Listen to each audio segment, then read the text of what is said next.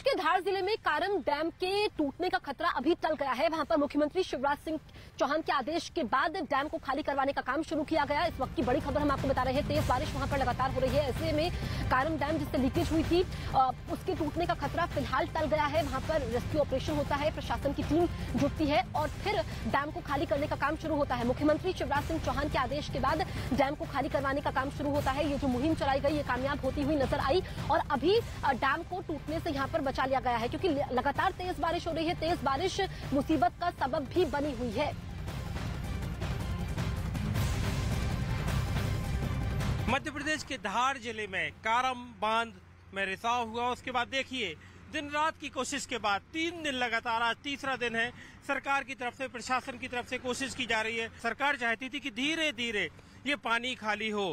हालांकि इसके बाद बताया जा रहा है कि ये रफ्तार जो है वो बढ़ाई जाएगी और रफ्तार को तेज करके और जल्दी जल्दी पानी निकालने की कोशिश की जाएगी। लेकिन इस बात को ध्यान में रखा जाएगा कि पानी इतना ना निकले कि नीचे के इलाकों में, खासतौर पर धार जिले के जो गांव हैं, 12 गांव, खरगोन के जो 6 गांव हैं, यानी टोटल जो 18 गांव हैं, उनमें किसी तरह का खतरा पैदा हो। लेकिन मैं आपको दिखाना चाहूंगा कि किस तरह से ये जेसीबी दिन रात एक करके लगातार यहाँ पर पानी निकाल रही हैं और लगातार जो कारम बांध है उसको खाली करने की प्रक्रिया जारी है। और एक अच्छी खबर ये है कि कारम बांध से पानी निकलना शुरू हो गया है। कारम बांध से जो पानी है, न्यूज 18 इंडिया आपको सबसे पहले ये दिखा रहा है कि कारम बांध से पानी निकलना शुरू हो चुका है और जो बांध के ढहने का खतरा, बांध से अनियंत्रित तरीके से पानी निकलने का खतरा अब टल गया है। जनता की सुरक्षा को देखते हुए ऐसी स्थिति में बांध में पानी का रहना उचित नहीं है और इसलिए हमने फैसला किया है कि बांध को कट करके हम पानी निकालेंगे, बांध खाली करेंगे। कट करने का काम प्रारंभ कर दिया गया है और हमने उसके पूर्व भी सभी 18 गांव पूरी तरह से खाली करवा लिए हैं। गांव में कोई भाई बहन ना रहे, इसके लिए हमारी पूरी टीमें घूम रही हैं। मेरे सहयोगी मनोज मेरे साथ लाइव मौजूद है। मनोज, हमने मुख्यमंत्री शिवराज सिंह चौहान को सुना, आपकी रिपोर्ट भी हम देख रहे थे। सबसे पहले बताइए कि ताजा स्थिति क्या है? जसप्रीत, सबसे पहले मैं आपको तस्वीर दिखाना चाहूंगा। सामने आप देखिए लगातार जेसीबी काम कर रही है। जो पानी का जो वो निकास है, पानी को निकालने का काम है, वो लगातार हो रहा है। और ये सबसे अहम बात थी, क्योंकि सरकार की पूरी कोशिश थी कि एक बार पानी निकलना शुरू हो जाए, क्योंकि एक सिरा ये है और दूसरा सिरा जहां से पानी का जो जिसे कहें कि पानी रिसा था और जिसकी वजह से खतरा पैदा हुआ था। मुख्यमंत्री शिवराज सिंह चौहान ने जो प्रधानमंत्री नरेंद्र मोदी, साथ ही साथ केंद्रीय गृह मंत्री अमित शाह से बात करके इस बात की जानकारी दी है कि किस तरह से अब बांध से पानी निकलना शुरू हो चुका है। कुछ लोग हैं जो गाँव के आसपास के गाँव से आए थे, आपके गाँव में खाली कराया गया। आपका नाम सुनील है। हाँ। तो गाँव से खाली आप करने के बाद अब तो आप लोगों को उम्मीद की किरण जागी ना, अब आप लोगों को आश्वस्त हो गए कि अब तो पानी निकलने लगा, अब बांध नहीं टूटेगा। ठीक है, वो तो बांध नहीं टूटेगा, पर ऐसी बात है कि अगर रात बेरात टूट गया तो नुकसान कौन भरेगा? तो सरकार उसी की कोशिश कर रही है। सरकार चाह रही है कि पानी पूरा खाली करा रही है अब इस बांध का। ऐसा तो नहीं है कि मतलब गाय भैंस सब है हमारे पास, तो ऐसा तो कोई नहीं है कि ऐसा मकान ही बंधा है कि कोरे काटे है। जमीन हमारे को कोई मतलब नहीं है, हमारा शरीर बचे वही बहुत है। जमीन देखिए, एक गांव के रहने वाले शख्स की चिंता है, उसकी अपनी जान की, उसे चिंता है अपने मवेशी की, क्योंकि उसे इस बात की चिंता नहीं है कि जमीन डूब जाएगी या घर डूब जाएगा। उसे अपनी जान की चिंता थी और जान की जो चिंता थी वो फिलहाल जो आप जसप्रीत देख सकती हैं कि किस तरह से लगातार पानी निकाला जा रहा है। और इस बांध में सरकार की तरफ से ऐसा माना जा रहा है कि आने वाले 2 दिन के अंदर पूरा बांध खाली कर दिया जाएगा। अभी जो रफ्तार, में फिर से तस्वीर दिखाऊंगा, अभी रफ्तार जो है वो सुबह के वक्त रफ्तार बहुत कम थी, अब धीरे धीरे उसे और चौड़ा किया जा रहा है और अब रफ्तार जो है वो लगातार बढ़ती जा रही है। जसप्रीत, यहाँ पर बिल्कुल। और मनोज, जिस वक्त कारम डैम में वहां पर रिसाव का काम चल रहा था उस वक्त मध्य प्रदेश सरकार के 2 मंत्री भी मौजूद थे। जल संसाधन मंत्री ने यह कहा कि बांध से रिसाव की जांच करवाई जाएगी। उन्होंने क्या कहा, ये हम सुन लेते हैं। विशेषज्ञों की हमने टीम बना दी है और जो रिपोर्ट आएगी उसकी हर बिंदु पर समीक्षा की जाएगी और जो भी इसमें दोषी पाया कड़ी से कड़ी कार्रवाई हम करेंगे।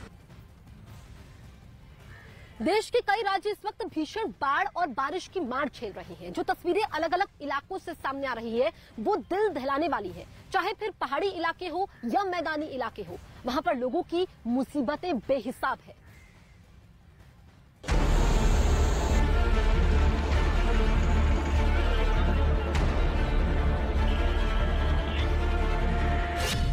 मझधार में फंसी कार, पानी की तेज धार,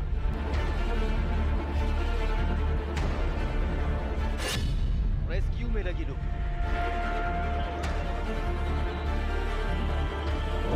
सैलाब की रफ्तार की आगे मशीनी रफ्तार हार चुकी। कार का सैकड़ों हॉर्स पावर का इंजन जवाब दे चुका है और फिर कुदरत की मार की आगे मशीनी ताकत ने सरेंडर कर दी।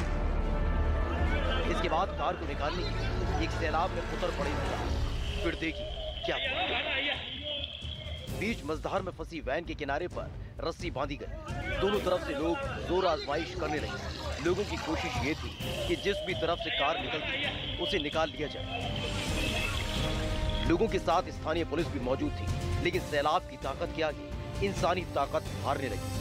लाख जोर लगाने के बावजूद कार अपनी जगह से टस से मस होने को तैयार नहीं थी। डर ये भी था कि सैलाब रेस्क्यू में लगे लोगों को बहा न ले जाए। अब राजस्थान के जालौर में हुए इस बिग रेस्क्यू ऑपरेशन की तस्वीरें आपको स्टेप बाय स्टेप दिखाती हैं। देखिए, सैलाब ने वैन को अपनी आगोश में ले लिया। सैलाब की रफ्तार बेहद ही तेज है। पानी की रफ्तार ही नहीं, उसकी आवाज भी डरा रही है।